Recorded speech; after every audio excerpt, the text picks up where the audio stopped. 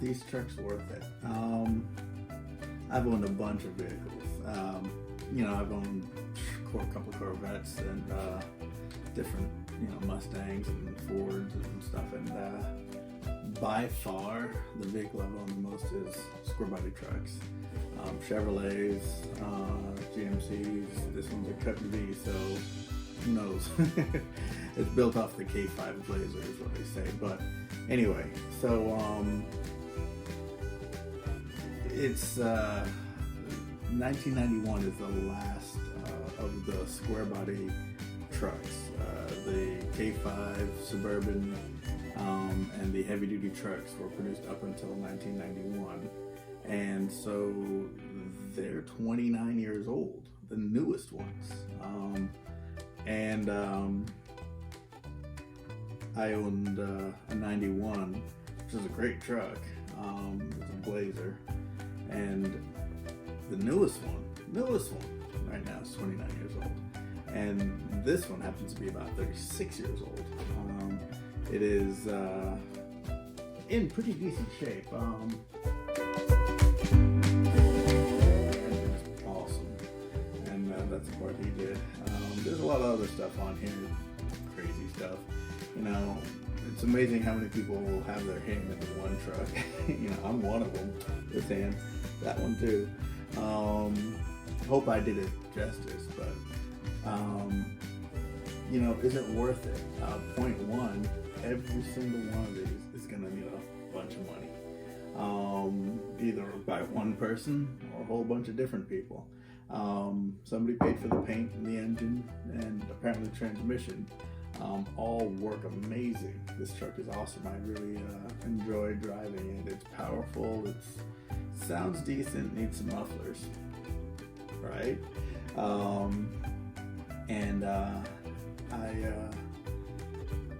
I bought a whole bunch of stuff for this vehicle because when I got it, oh my goodness, it looked good.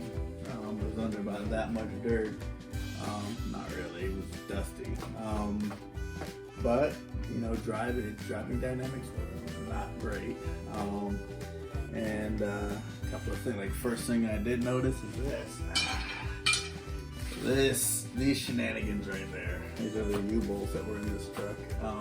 This one's a 3 5/8 for the front, right at the pumpkin, and it wasn't long enough because you need one that's really long. And so they cut it and welded it to get it to be long enough. This is one U-bolt and this is another U-bolt, and they just welded them together. This might have been the original. And then this one is in the back. That one is apparently wasn't long enough. Well, they made it long enough, which is something you can do, if it's your truck. But when it changes owners, it's like the new owner's got to say whether they trust it or not. And I didn't. If this was in an accident, that would have given away and probably caused me to lose control. So anyway, and then the brakes. Oh my goodness, brakes. I had to put those on. And when I'm talking brakes, this thing had one good brake, if that. So I've got new calipers and brake pads and hoses for it, and put them in, and then the power steering pump. Sprung a leak one day, adding up. And so I changed that out and put it in. That took a day. And then the oil pan. I guess it came with when they rebuilt the engine, but it was leaking out of the dipstick tube. Well, not the dipstick tube, it uses a O-ring to seal that. That O-ring wasn't leaking from there. It was leaking from the actual pan. This is a 396 in here, big block from 1968 Chevelle. There's a Chevelle out there that doesn't have its engine anymore. Anyway, so if somebody wants a numbers matching car, that's in here. Anyway.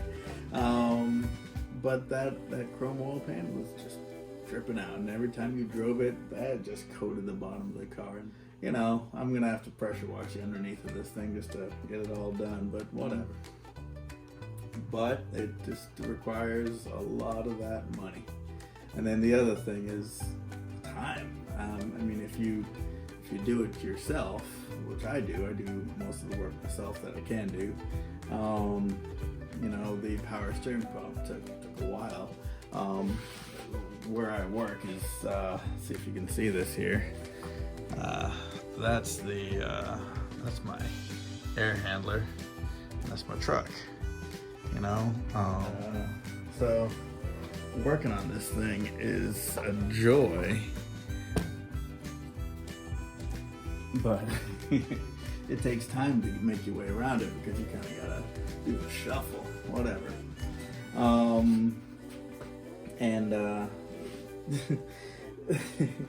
I had to lower it because it wouldn't fit inside the garage.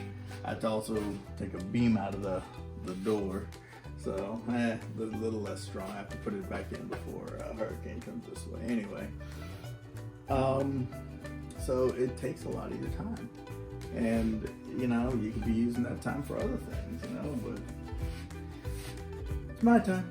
Spend it how I want to, and then just, you know, cleaning it up and keeping it running, you know, and just maintenance on these things. It just requires a lot of your attention.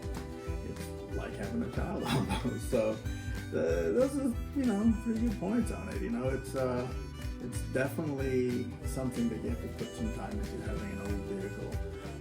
Once it's done, yeah, you have something that is worth okay money. Square bodies are worth, you know, low side to high side. If it's a long bed, you can still get one pretty cheap. But if you have a short bed, 4-wheel drive or 2-wheel drive, you've got big money there, you know. So it depends on which one you have, but it's definitely can be lucrative, you know, if you buy the right one and you sell the right one. But is it worth it? You know, if you have a K5, which is okay for money, it's not the best. They don't sell like a short bed pickup truck, but they are nice. I prefer the K5 over all of them. I prefer a K5 over short bed trucks any day. I like the look of it, you know. I like the dimensions of it. I don't necessarily like it with the top off. I like it with the top on, but I think it's the best one. And then my next favorite has become the 4-door dually. God, I like that truck. I had one of those, and I'll tell you that's probably my favorite truck I've owned. This one I like a lot, and I just said I like the K5 best, but that 4-door dually, and I didn't do enough on that one. I did a couple of video spots on it, but I never published them. I didn't think that they were that good, so whatever. Is a square body worth it? If you got the money, you got the time, and you got the attention, absolutely. Will they pay you off? Just depends on how lucky you are if you buy the right one. I don't think there's a lot of money in the short beds anymore, because if you get one that is affordable, it's going to take a lot of money to get it back to good. And if you get one that's done, well, it's done, and somebody's getting a lot of money for it. So, you know, there's a lot of benefit in the other ones. The long beds, the dualies are awesome, and my favorite is the K5. Suburbans are very cool. I like Suburbans as well. Lowered and raised. I guess I'm a equal opportunity square body lover. Anyway, hope that helps.